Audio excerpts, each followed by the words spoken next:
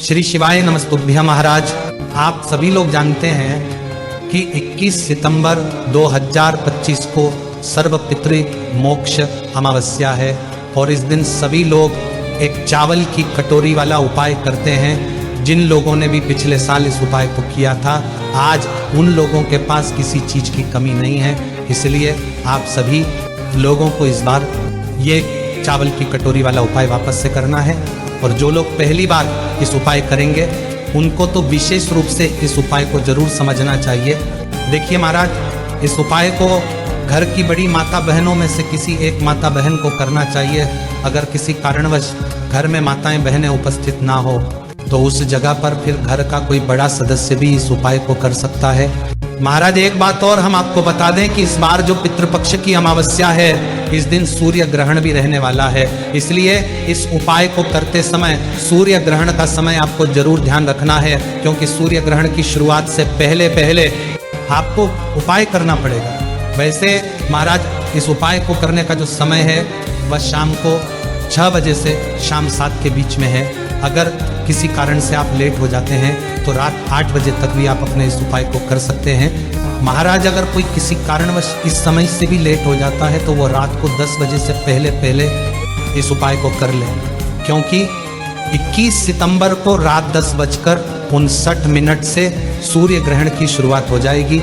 इसलिए आप इस उपाय को जल्दी से जल्दी करने की कोशिश करें। देखिए महाराज, एक चावल की कटोरी वाले उपाय में आपको एक चीज़ तो समझ आ रही हो कि इस उपाय में हमें एक चावल की कटोरी लेना है।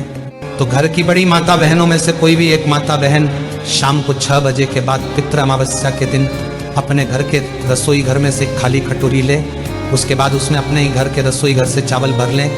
कटोरी के अंदर चावल आपको फुल भर लेना है और ये चावल आपको कच्चे लेने हैं। अब आपको इस चावल की कटोरी के बीचों बीच चावल के ऊपर एक कपूर का टुकड़ा रखना है।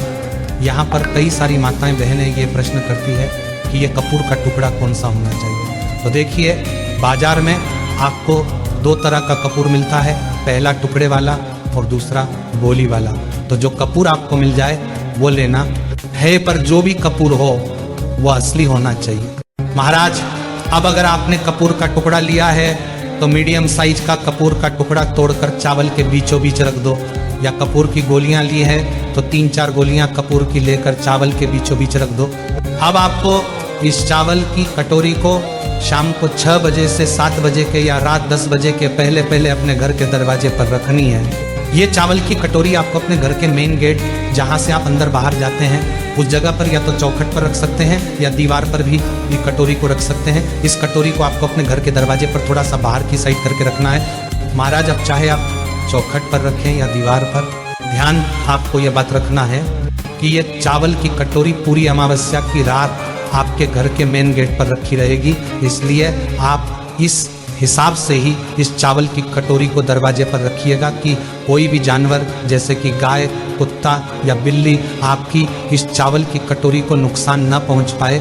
आप चाहे तो इस चावल की कटोरी के आसपास कुछ इंडेन रख सकते हैं और ऊपर से कुछ ढक भी सकते हैं, जिससे कि आपकी चावल की कटोरी पूरी रात भर सुरक्षित रहे। अब जैसे ही आप इस चावल की कटोरी को अपने घर के दरवाजे पर रख देते हैं तो आप अपने घर के अंदर वापस आ जाइए और अपने बाकी के जो भी काम हैं उन्हें कर लीजिए और रात्रि में सो जाएगा।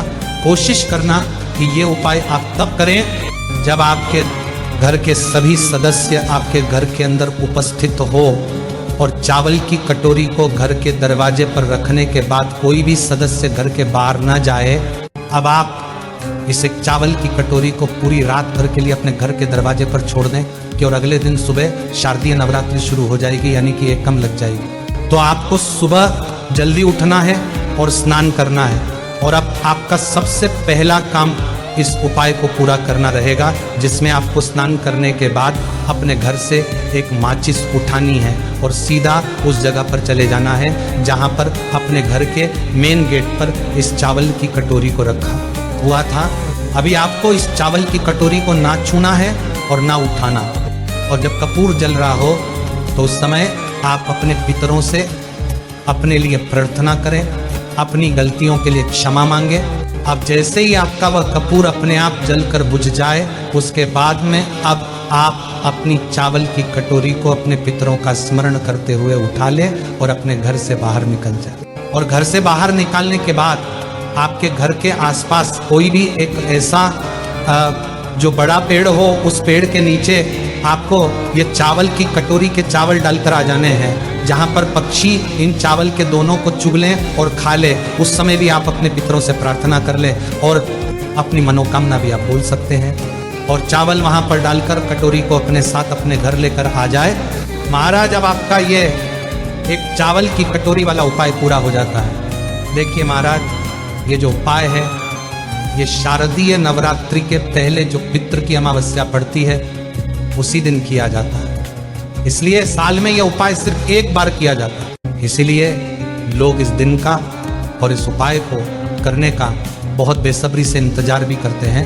इसीलिए आपके पास एक मौका आया है, आप इसका फायदा जरूर उठाएं। और जो भी लोग पितरों के 16 दिनों में अपने पितरों के लिए, पूर्वजों के लिए कुछ ना कर पाए हो, अगर वह भी पितृपक्ष की अमावस्या के दिन इस एक चावल की कटोरी वाले उपाय को कर लेते हैं तो उनके पितृ, उनके पूर्वज उनसे प्रसन्न होकर ही इस पृथ्वी से जाएंगे और इसके ऊपर पितृदोष भी होगा, वह भी उपाय से दूर हो जाएगा। और महाराज, अगर इस उपाय को करने में आपको कोई भी परेशानी हो तो पहले कमेंट करके पूछ लीजिएगा, तभी उपाय को कीजिएगा। श्री शिवाय नमस्तुभ्यं।